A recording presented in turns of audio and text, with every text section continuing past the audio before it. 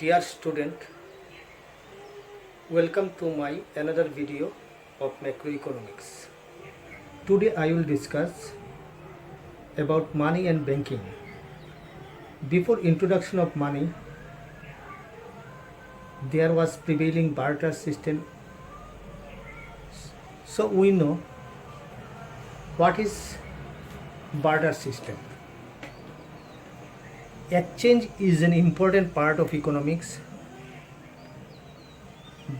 Barter means direct exchange. Barter means direct exchange of commodities for other commodities without the use of money. মানে আগে পৃথিবীতে মানি ইন্ট্রোডাকশনের আগে পৃথিবীতে barter সিস্টেমে চলতো। বার্টার মানে জিনিসের বদলে জিনিস, কোনো টাকার ইউজ ছিল না। সো সেই বার্টার সিস্টেম অনেক দিন ধরে ছিল আগের দিনের পৃথিবীতে, এবং সেটার অনেক ডিফিকাল্টিস, অনেক প্রবলেম ছিল বার্টার সিস্টেমের। তো আমরা ডিফিকাল্টিসগুলো দেখব। The following are the main difficulties of the barter system. First, double coincidence of wants. Barter system requires double coincidence of want, which is rarely possible.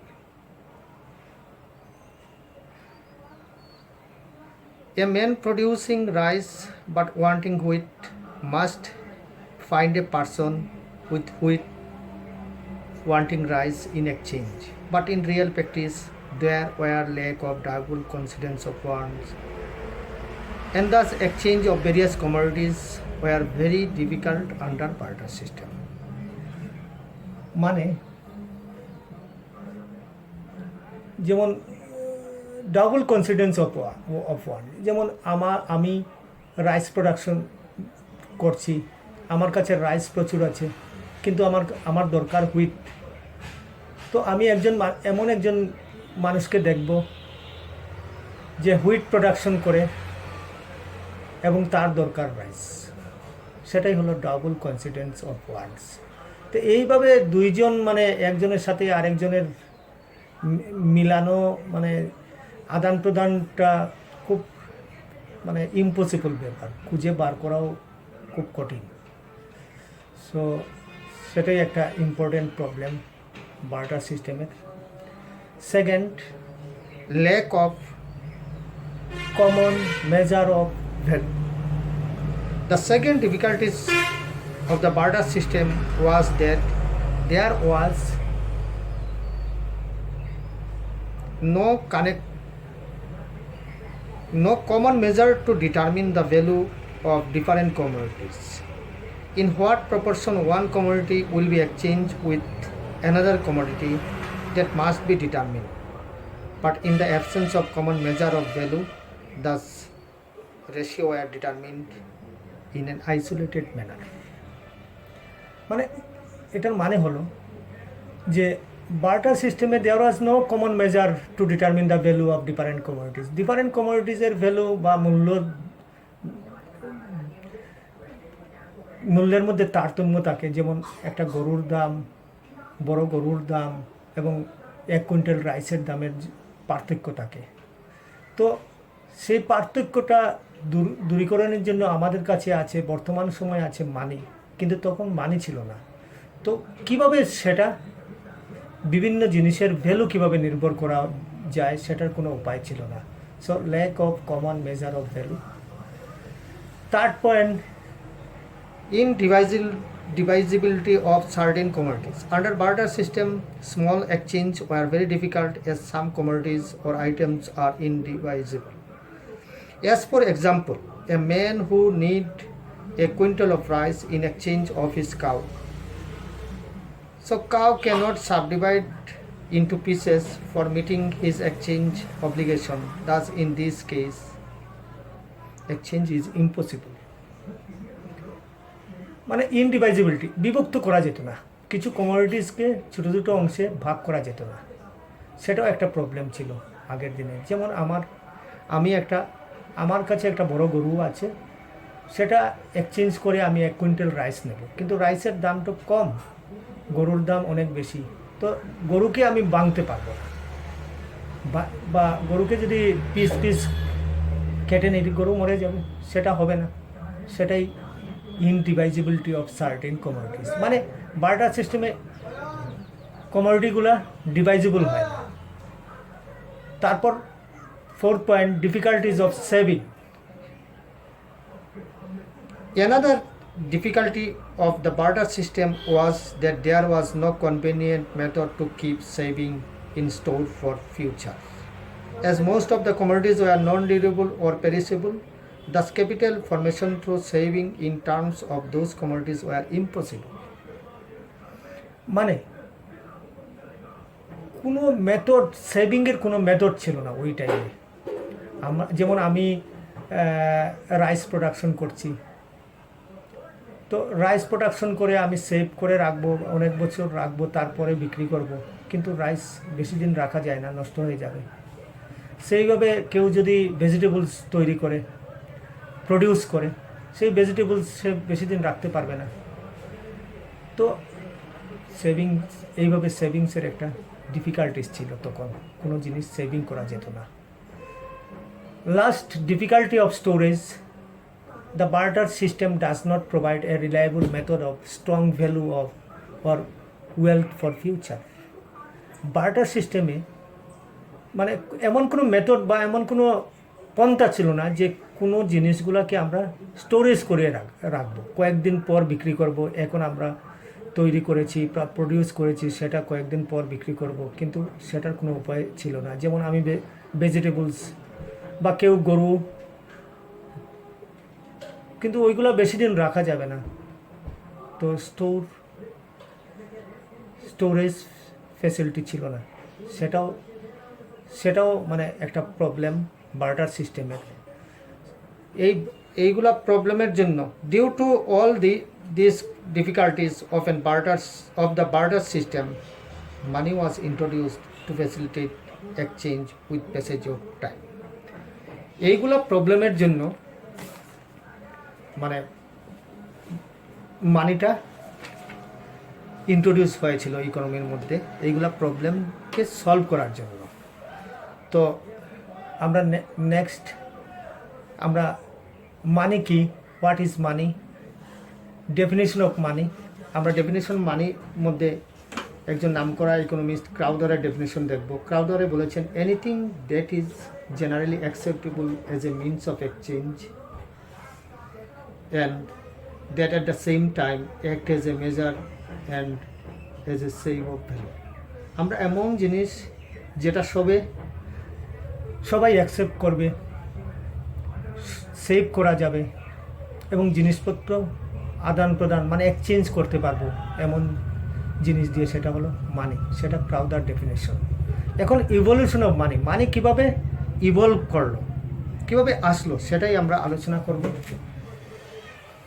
First, money has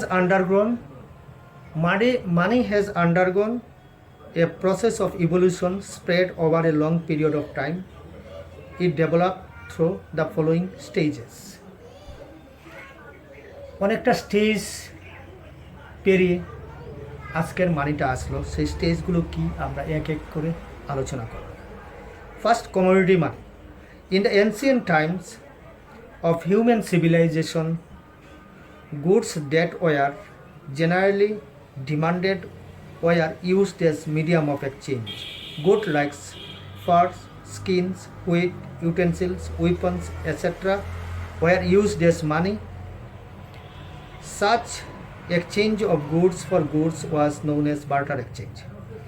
মানে কিছু commodity দিয়ে আগে জিনিসপত্র আদান প্রদান করা হতো, যেমন কোনো পশুর স্কিন, গম, বাসনপত্র বা উইপন্স, ওইগুলো দিয়ে অন্য জিনিসগুলো আমরা আদান প্রদান করতে পারতাম। সেটাও এইসব কমোডিটিকেও মানি হিসাবে বিবেচনা করতো তখনকার মানুষ, সেই জন্য এটাকে বলে কমোডিটি মানি। তারপর আসলো মেটালিক মানি। তো মেটালিক মানি কীভাবে আসলো? Later on, It was realized that goods cannot be stored for a longer period and lack uniformity. Commodity money therefore changed into metallic money. Metals like gold, silver, copper, etc. were used as money. It was the main form of money throughout the major part of recorded history. Commodity মানির যেটা আমরা আগে আলোচনা করলাম সেটা বেশি দিন রাখা যেত না, 1 বছর 2 বছর পরে নষ্ট হয়ে যেত। তো সেই কথা বিবেচনা করে মেটালিক মানির উদ্ভব হলো। মেটাল, বিভিন্ন মেটাল যেমন গোল্ড, সিলভার, কপার, সোনা, রূপা, তামা, এইগুলাকে মানি হিসাবে ব্যবহৃত হতে শুরু হলো এবং অনেক বছর ব্রিটিশ টাইম পর্যন্ত ওই মেটালিক মানিটা চলছিল। তো তারপর আসলো Paper money.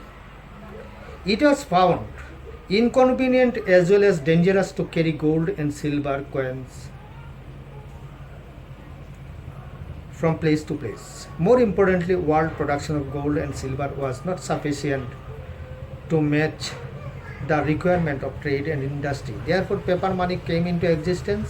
Paper money is regulated by the central bank of this country. At present, a very large part of money consists mainly of paper money. Metallic money নিয়ে যেমন সোনা, রূপা, তামা, ওইগুলো এক জায়গা থেকে আরেক জায়গা বহন করা ছিল খুব রিস্কি, ডেঞ্জারাস। অনেক সময় মানুষের প্রাণ যেত ডাকাতের আক্রমণে। তো তাছাড়া যেগুলো মেটাল, গোল্ড, সিলভার, কপার, ওইগুলা ছিল,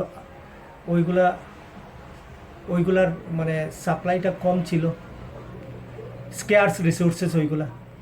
তো ওইগুলার অনেক দেশের ওইগুলা উৎপাদন বা প্রোডাকশন কমে যাচ্ছিল। তো তারা এক্সপোর্ট বা ব্যবসা বাণিজ্যে করতে পারছিল না সেটার অভাবের জন্য। সেই জন্য সবাই ইকোনমিক্স চিন্তা করে বা দেশের মানুষ চিন্তা করে পেপার মানি প্রচলন হলো। পেপার মানি প্রত্যেক এটা রেগুলেট এবং সাপ্লাইটা কন্ট্রোল করে প্রত্যেক দেশের সেন্ট্রাল ব্যাংক। যেমন আমাদের দেশে আছে reserve bank of India. Reserve bank of India সেই পেপার মানিটা কন্ট্রোল করে। তো সেটা হলো আজকের যে পেপার মানি। তারপর last topic, bank money. The latest development in the evolution of money is the emergence of bank money. Today, a large number of transactions are carried through checks, debit cards, and credit cards, which are called bank money. বর্তমানে bank মানি, ব্যাংকের মাধ্যমে আমরা transaction করি। যেমন ব্যাংকের মাধ্যমে check, debit card, আমরা ATM দিয়েও টাকা তুলি, আমরা বিভিন্ন কনজামশন করি বা অন্যকে টাকা দেই, সেটা হলো ব্যাংক মানি। এটারও আজকালকার ম্যাক্সিমাম ট্রানজ্যাকশন ব্যাংক মানির থ্রুতে হচ্ছে। তো সেটা হলো evolution of money. Next, classification of money. On the basis of money material, money can be classified into following categories. এক নম্বর হলো ফুল bodied money. Full bodied money is that money whose value as a commodity is equal to its value as money. A rupee coin during the British period in India was made of silver. Its commodity value, that is metallic value, was equal to its money value, that is face value. মানে ফুল bodied মানি যেমন আমরা silver coin, একটা 1 rupee silver coin.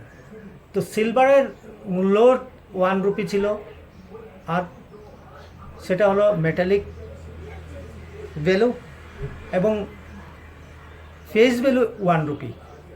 মানে 1 টাকার মেটালও ছিল আর ওটা টাকার হিসাবেও 1। সেটা হলো ফুল bodied Money.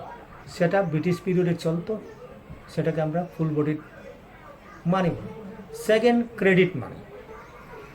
Credit money refers to that money whose value as money is greater than its commodity value. that is value of the material from which it is made. It includes token coins of rupees 5, 2 and rupees 1 etc.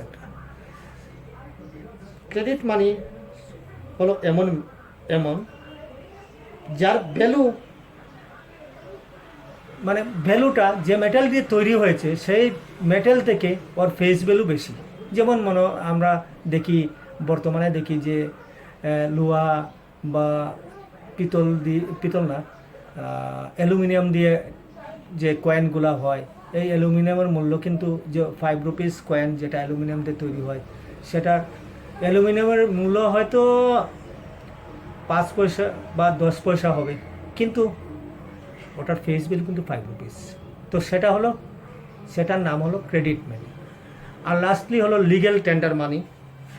Legal tender money যেমন money which can be legally use to make payment of debt or other obligation in terms as legal tender money. It also called fiat money, as runs by the authority of the government. Currency notes and coins are therefore called fiat money or legal tender money. A creditor is obliged by law to accept such money. Legal tender money. So legal tender money মানে যে মানি আমরা সবাই, যে আজকের নোটগুলো আমরা সবাই, notes বা কয়েন আমরা সবাই লিগালি মানে রাইট, আমরা ওটা নিতে হবে, কেউ ওটা ডিনাই করতে পারবে না। গভর্নমেন্ট, সেন্ট্রাল ব্যাংক সেই নোটগুলি লিগালি মার্কেটে ছাড়ে। তো সেই নোটগুলোকে বা সেই মানিকে আমরা বলবো legal tender money.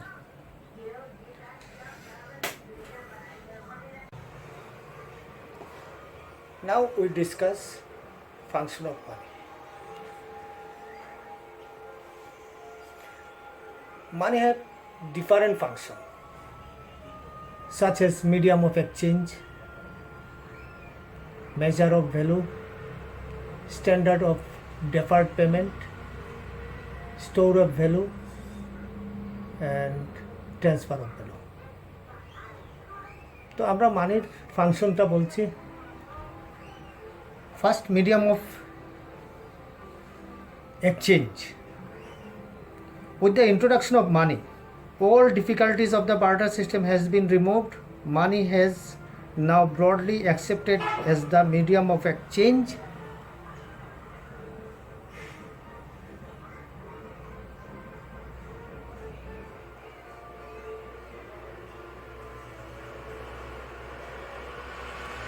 People can exchange all goods and services through the medium of money.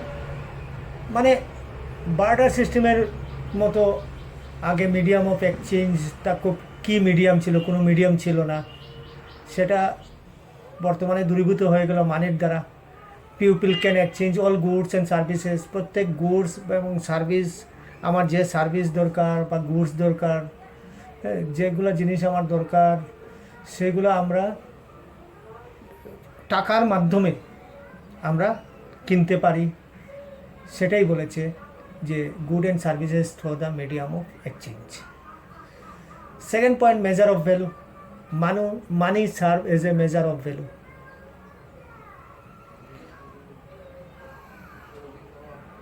Money is thus measuring rod through which the value of any commodity or services can be measured.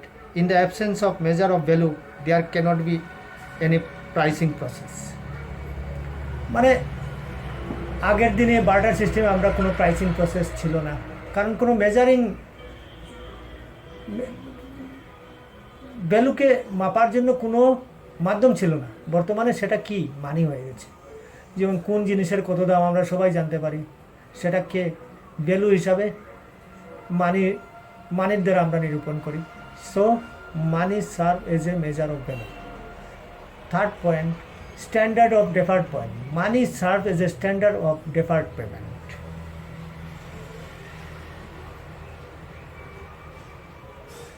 Loans can be easily taken and repaid in terms of money, and thus money has simplified the borrowing and lending operation.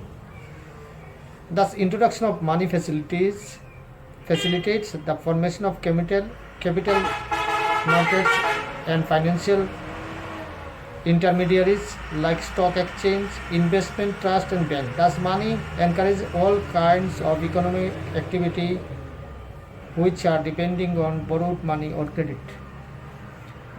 মানে আমরা যদি কোনো ভবিষ্যতে কোনো payment, যেমন আজকে loan নিলাম bank থেকে, সে লোনের উল্লেখ থাকে যে যে 2 বছর পর সেটা রিপে করতে হবে, সো 2 বছর বা 5 বছর পর সেটা রিপে করব। তো আগের বার্টার সিস্টেমে সেটা ছিলই না। যেমন আজকে আমি একটা প্রোডাকশন করছি, বার্টার সিস্টেমের কথা বলছি, আজকে আমি রাইস প্রোডাকশন করছি, 5 বছর পর আমার রাইস নাও থাকতে পারে, রাইস আমার প্রোডাকশন নষ্ট হয়ে যেতে পারে, বা আমার যে প্যাডি ল্যান্ড ছিল সেটা আমি বিক্রি করে দিতে পারি। কিন্তু বর্তমান সময়ে মানি এসে সেটা রিমুভ করে দিয়েছে, যে ভবিষ্যতে আমরা অনেক লোন নিই, যে ভবিষ্যতের পেমেন্ট ভবিষ্যতে আমরা পেমেন্ট করব কিসের দ্বারা? মানির দ্বারা। মানি সবসময় সেম থাকবে। তো এইটাই স্ট্যান্ডার্ড অফ ডেপার্ট পেমেন্ট। তারপর store of value. Money can be conveniently stored for indefinite period. আমরা মানিকে ইনডেফিনিট মানে অনেক যুগ ধরে আমরা জমা করতে পারবো ব্যাংকের মাধ্যমে বা অন্য কিছু পোস্ট অফিসের মাধ্যমে। তো আগের দিনে সেগুলো সে বার্টার সিস্টেমের সেই জিনিসগুলো করা ইম্পসিবল ছিল। যেমন একজন ফিশ সেলার, সে আগের দিনে হলে বার্টার সিস্টেম হলে সে ফিশ যে একদিন বেচে জিনিসগুলো আনতো, তার যেগুলো জিনিস দরকার, কিন্তু সে প্রচুর ফিশ তৈরি করতে মানে প্রোডাকশন করতে পারতো না, বিক্রি করতে পারতো না। বর্তমান সময়ে আজকের দিনে সে প্রচুর ফিশ একদিনে বিক্রি করতে পারবে, বিক্রি করে টাকা নিয়ে ব্যাংকে জমা রাখতে পারবে, এবং সেটা তার ভবিষ্যতে যেদিন ফিশ ধরতে পারবে না সেদিনে কাজ দেবে। সো সেটাই বলেছে store of value. Lastly transfer of value. Money can transfer the value from one place to another.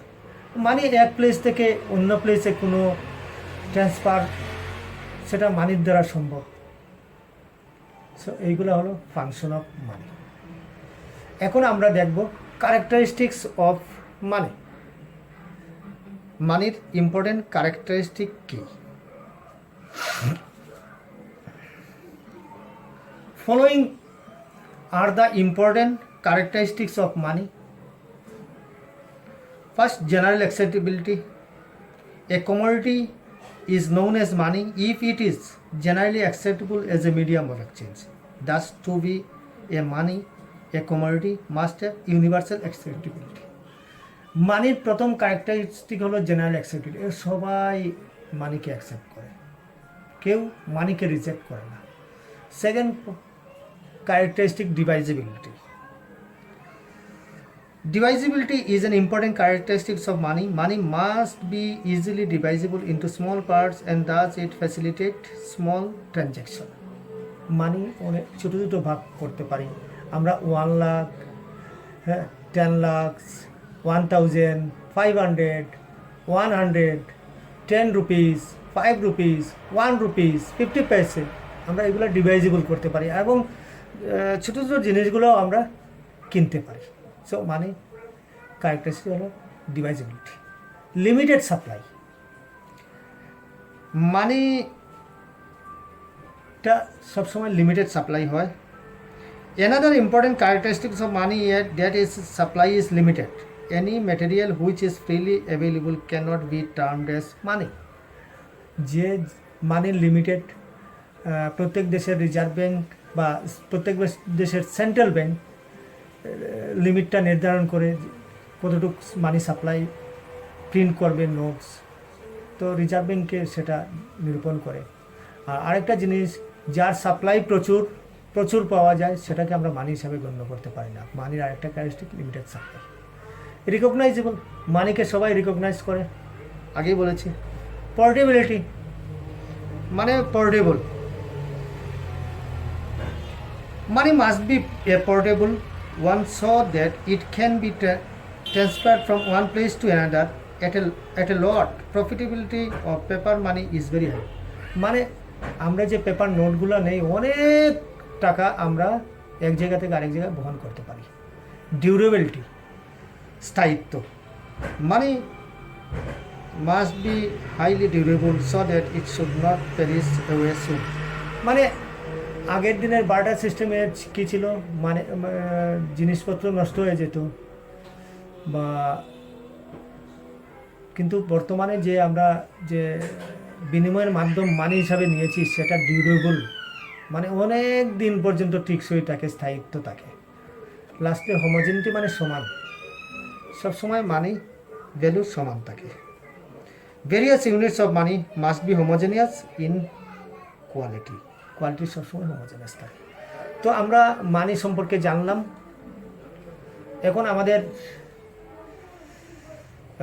আরেকটা কিছু যে দুটা জিনিস আছে যে মানিকে আমরা কেন রাখি, হাতে রাখি। মোটিভস ফর হোল্ডিং ক্যাশ, এই ক্যাশ দিয়ে আমরা কেন ক্যাশ রাখি সেটা মানে আমরা ডিমান্ড ফর মানি এবং সাপ্লাই অফ মানি দুটা করব। ডিমান্ড ফর মানি কী কী, সাপ্লাই অফ মানি কী কী সেটা জানবো। ওইটা জিনিস জানার পর আমরা অন্য চ্যাপ্টারে যাব। তো ডিমান্ড ফর মানি কী কী, মানে ডিমান্ড ফর মানি মানুষ মানি ডিমান্ড করে তিনটা মোটিভের জন্য। এই মোটিভগুলো হলো transaction motive, precautionary motive and 3 speculative motive. এই তিনটা মোটিভে মানুষে ক্যাশ ফর হোল্ডিং ক্যাশ হাতে রাখে, এই তিনটা মোটিভের জন্য। এই তিনটা হলো ডিমান্ড ফর মানি। আর সাপ্লাই অফ মানি হলো প্রত্যেক দেশের সেন্ট্রাল ব্যাংক থাকে, সেন্ট্রাল ব্যাংকে সাপ্লাই অফ মানি নিরূপণ করে। তো সাপ্লাই অফ মানি নিরূপণ করে সেন্ট্রাল ব্যাংক। তো আমরা সাপ্লাই অফ মানিতে পড়ব central bank and it's subordinate bank. Central ব্যাংকের সাবঅর্ডিনেট কী থাকে, কমার্শিয়াল ব্যাংক। তো আমরা আমাদের কোর্সে আছে সেন্ট্রাল ব্যাংকের ফাংশন, কমার্শিয়াল ব্যাংকের ফাংশন, ওইগুলো ব্যাংকিংয়ে পড়ব। আর ডিমান্ড, এটা হলো সাপ্লাই অফ মানি। আর ডিমান্ড ফর মানিতে হবে তিনটা মোটিভে আমরা ক্যাশ রাখি, transaction motive, precautionary motive, speculative motive. আমি ট্রানজ্যাকশন মানে day by day now, day to day আমরা বিভিন্ন ধরনের ট্রানজ্যাকশন করি। তো ট্রানজ্যাকশনের জন্য কিছু টাকা আমাদের দরকার, সেটার জন্য আমরা কিছু টাকা হাতে রাখি। সেকেন্ড, প্রিকশন, বিপদের আগে আমাদের যদি কোনো বিপদ ঘটে বা হয়তো ঘটতে পারে, এইভাবে আমরা বা বিভিন্ন ফার্মে বা ইন্ডাস্ট্রি প্রিকশনারি মোটিভের জন্য কিছু ক্যাশ হাতে রাখে। থার্ড হলো স্পেকুলেটিভ মানে আমরা কিছু টাকা রাখি যে ভবিষ্যতে কোনো লাভজনক কিছু হলে আমরা ওইটার মধ্যে ইনভেস্টমেন্ট করি, যার মাধ্যমে আমরা প্রফিট পেতে পারি। এইটা তিনটা motive. Transaction motive and precautionary motive, দুটা মোটিভ ডিপেন্ড করে লেভেল অফ ইনকামের উপরে। যদি আমাদের ইনকাম বেশি হয়, আমাদের ট্রানজ্যাকশন বেশি হবে। আমি একটা এক্সাম্পল হিসাবে বুঝিয়ে দিচ্ছি। যেমন কারো যদি মান্থলি ইনকাম থাকে 10,000 ইনকাম, তাহলে সে প্রত্যেক মাসের যে খরচপত্র আছে তার জন্য 4,000 রাখবে বা 5,000, ওইটার জন্য খরচ হচ্ছে। 10,000 থেকে 5,000 ট্রানজ্যাকশন পারপাসে চলে গেল। যদি কোনো বিপদ বা কোনো কিছু হয় তার জন্য আরও 2,000 রেখে দিল। তো 5 আর 2 6,000 চলে গেল ট্রানজ্যাকশন মোটিভ আর প্রিকশনারি মোটিভ। বাকি হাতে রইল 3,000। তখন সে দেখবে এমন কোনো জিনিস আছে নাকি, বিজনেস আছে নাকি, যার মধ্যে টাকা ইনভেস্ট করলে রিটার্ন অনেক পাওয়া যাবে। সো 3,000 সে এমন এক জিনিসের বা গভর্নমেন্ট এমন এক জিনিসে লাগালো যেটাতে সে প্রত্যেক মাসে মাসে 5% করে পাচ্ছে, মানে 100 টাকায় 5 টাকা যদি পায় তাহলে 1000-এ 50, 3000-এ 3000-এ হলো 150 রুপিস পার মান্থে সে পাচ্ছে। ওইটা ইনভেস্টমেন্ট করে 3000 ইনভেস্টমেন্ট করে 150 রুপিস পাচ্ছে। তো সেটা তাকে ইন্টারেস্ট হিসাবে দিচ্ছে প্রত্যেক মাসে মাসে। সেটা হলো স্পেকুলেটিভ মোটিভ। স্পেকুলেটিভ মোটিভটা ডিপেন্ড করে ইন্টারেস্ট রেটের উপর, আর ট্রানজ্যাকশন মোটিভ আর প্রিকশনারি মোটিভ ডিপেন্ড করে লেভেল অফ ইনকামের উপর। তো আজ পর্যন্ত আমি এই পর্যন্ত পড়ালাম। নেক্সট হবে আমার আমি মেইনলি স্পেকুলেটিভ মোটিভ নিয়ে আরেকটু বিস্তর আলোচনা করব, এবং সেন্ট্রাল ব্যাংক আর কমার্শিয়াল ব্যাংক ফাংশনগুলো আলোচনা করব। ওইগুলো আলোচনা নেক্সট একটা চ্যাপ্টার, আরেকটা ভিডিও আমার এই ইউনিট 3টা শেষ হয়ে যাবে।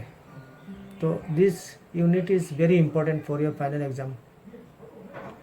অনেক 6 মার্কের বড় কোয়েশ্চন আছে এই চ্যাপ্টার থেকে, ভালোভাবে পড়বে। এবং তোমরা যদি কোনো প্রবলেম হয় বা কোনো কিছু যদি কোয়েশ্চন থাকে, কমেন্টারি সেকশনে গিয়ে কমেন্ট করবে, ঠিক আছে? ওকে, তো নেক্সট ভিডিওর জন্য আমরা ওয়েট করব, এবং আজকের যতটুকু দিয়েছি সেগুলো তোমরা ঘরে বসে শিখবে। ওকে।